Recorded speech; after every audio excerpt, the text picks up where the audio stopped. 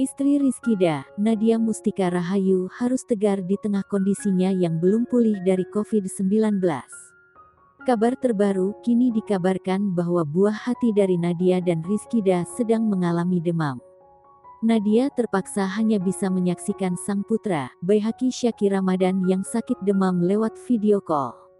Nadia tampak menyampaikan rasa bersalahnya lantaran hingga saat ini masih belum bisa bertemu dengan putranya.